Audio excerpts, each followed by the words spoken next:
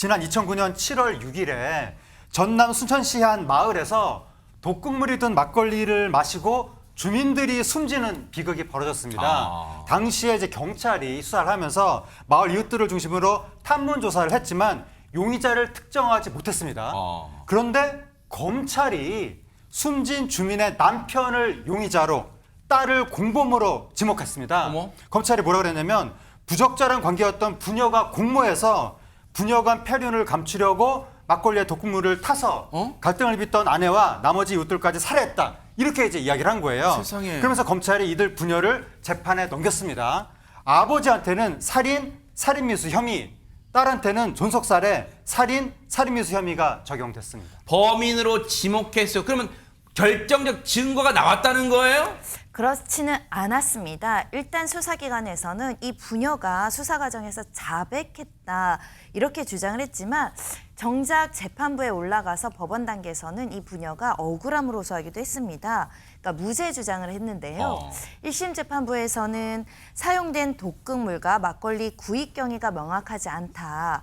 그리고 이 부녀 진술의 신빙성이 떨어진다는 이유로 무죄가 선고됐었는데요. 이 사건은 항소심으로 갔습니다. 그러나 항소심에서는 부녀와 아내의 갈등을 살인 동기로 볼 수 있다면서 이 유죄로 인정을 했고요. 그러면서 대법원까지 이 사건이 올라갔는데 네. 각각 무기징역, 징역 20년형이 유죄가 유지가 되면서 어머. 대법원에서 유죄 판결이 나왔던 상황이었습니다. 왜? 진수 왜? 기억이 안 나요? 네. 그럼 뭐예요? 아까 그럼 조사받은 거? 네? 조사받은 거 뭐예요 또? 응? 이제 기억이 날 것 같아요? 아니요. 전혀 기억이 안 나? 아니면 아니요? 기억이 안 나요. 왔다 처음 봤네요. 아니면 아니다 지금 기다. 또 왔다가 뭐 정상갈 막걸리 본인이 구매했다고 또 거짓말했다고 뭐 도대체 뭐가 맞습니까? 아 똑바로 앉아봐 거기 똑바로. 말하고 막 나오는 게 아니고 좀 생각을 해서 해봐 생각을. 백전전 씨 생각을 좀 해보세요. 에? 네. 왜 거짓말했습니까? 왜 거짓말했어요? 왜 거짓말했습니까?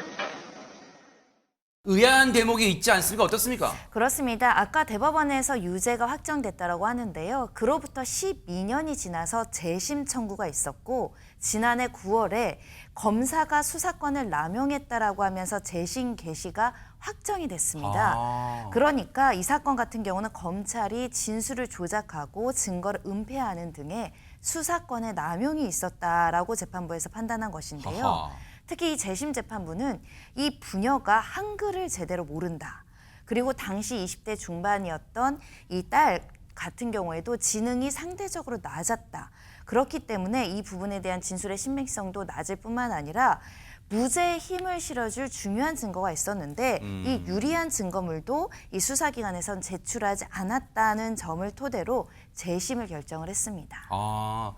이 숨진 사람의 남편이라는 사람이 뭔가 위압감을 느낄 수도 있었겠다. 뭐 그런 생각이 들 거 아니에요, 지금. 네, 맞습니다. 그래서 그렇게 방어권을 보장받지 못한 채 했던 진술들은 증거 능력이 없다라고 판단이 이번에 된 거예요. 이번에 재심 변호를 맡은 사람이 또 재심 변호인으로 유명한 박준영 변호사거든요. 박준영 변호사, 네네. 네, 박준영 변호사에 따르면 이 범행을 부인하면 강압적인 추궁이 이어졌다라고 이야기를 했고요. 네네. 그 부분을 재심 재판부가 받아들인 겁니다. 아하. 검찰의 강압 수사 때문에 허위로 진술했다라는 게 받아들여진 거고요. 이 사건이 일어난 지 16년 만에 그리고 2심 선고에서 유죄가 난 지 14년 만에 무죄가 선고가 된 겁니다. 저기 앞에 가방 메고 이제 들어가는 분이 박준영 변호사예요. 재심 이 사건 재심 재판으로 유명한 네, 박준영 맞습니다. 변호사입니다. 네네. 저기 안경 쓰시면 네, 맞아요. 네네. 네, 그렇죠. 그리고 검찰이요 범행 동기로 제시했던 게 바로 부녀의 부적절한 관계였잖아요. 아하. 근데 이것도 재판부가 인정하지 않았습니다. 부녀에게 생각을 주입하고 또 검찰이 정해진 답변을 강요하는 듯한 이 진술 녹화 영상을 보고요. 유죄 판결이 내려졌던 2심 재판에서는 이 영상이 증거 영상으로 검토조차 이루어지지 않았던 사실이 확인이 됐습니다. 세상에. 이 부분도 아마 참작이 저게 될 것으로 검토가 안 보입니다. 됐다고요, 세상에? 그러니까요. 얼마나 억울하셨어요? 기가 막히죠. 말도 못해준다. 말이 안 나온다. 조사 받을 때마다 자고 나면 삭제 딱 해버리고 엉뚱 일이라고. 영상 보면 검사도 많이 윽박지르던데요. 힘들게 하지 않았어요? 말도 못, 말이 안 나옵니다, 진짜. 13년을 사셨는데 어떻게 억울함을 버텼습니까? 기가 막히고 말도 안 나옵니다.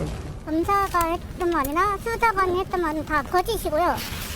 제가 처음 내가 아니라고 계속 자백을 했습니다. 근데도 검사가 계속 그분 말을 무시하고 제가 생각하기에는 자기 그 스토리를 짜는 것 같아요. 그때 생각하면 진짜 저는 치가 떨립니다. 검사들이나 수사관들한테 진짜 이렇게 수사를 하면 안 된다고 이렇게 얘기를 해주고 싶습니다.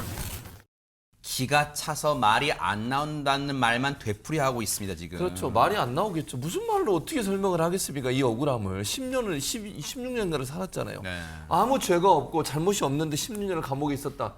이걸 어떻게 말로 표현합니까? 이거 분노가 말로 표현이 안 될 거예요. 네. 저는 충분히 이해가 되고요. 네. 그래서 10년 억울하게 옥살이를 한 부녀는 쉽게 말을 잊지 못하는 장면을 저희가 봤고요. 네. 무죄 선고의 아버지인 백 씨는 이렇게 토로를 했습니다. 아내를 잃은 마음에 아무런 말도 못했었다고 그래요. 처음에 잡혀가 수사를 받을 때는. 그리고 옥살이를 어떻게 했는지 말하기도 힘들다고 해요. 그만큼 어렵고 힘들었다는 표현인 것 같고요. 수사관이 조사할 때마다 뺨을 때리고 아유. 제가 범행 안 했다는 말은 다 삭제를 해봤대요. 그러니까 수사 기록에다가 진술조서에. 그리고 가장 나쁜 사람이다라고 얘기를 했습니다. 그리고 나서 이제 막걸리 이 사건이죠. 이 사건을 담당했던 검찰과 경찰은 뒤늦게 이 피해자에게 사과의 뜻을 밝힌 것으로 전해졌습니다. 이 부녀를 조사했던 수사했던 검찰과 경찰의 수사관들은 어떻게 되는 거예요, 그러면? 사실 이런 부분은 이른바 직권남용 내지 독직 폭행죄로 해서 공소시효 내라고 하면 처벌할 수 있는 근거 규정은 있습니다. 하지만 이미 16년형을 받아서 복역했듯이 이 사건 자체에 대한 검찰이나 수사관에 대한 공소시효가 이미 지나버려가지고 사실상 처벌하는 것이 좀 어려운 그런 상황이다라는 지금 분석이 나오고 있고요. 다만 이런 사건에 대해서 검찰 같은 경우에는 법원이 재심 개시 결정을 했고 법원이 그 재심으로서 무죄를 선고했지만 검찰로서는 이미 예전에 유죄로 확정된 사건에 대한 재심이기 때문에 내부적인 법률적 검토를 거쳐서 대법원에 상고를 할지 여부를 확인한다라고 하는데요. 과연 대법원에 상고를 할지에 대해서 상당히 의문이 아닐 수 없고 우리가 이 사건을 통해서 다시 한번 우리가 한번 봐야 되는 것이 얼마나 사법 시스템이란 것이 완전하지 못한 것인지 그렇기 때문에 우리가 99명의 범인을 풀어준다 하더라도 한 명의 무고한 사람을 맞아요. 잘못 처벌해서는 안 된다는 그 교훈을 이번 사건을 통해서 얻어야 되지 않을까 생각합니다. 그러니까요.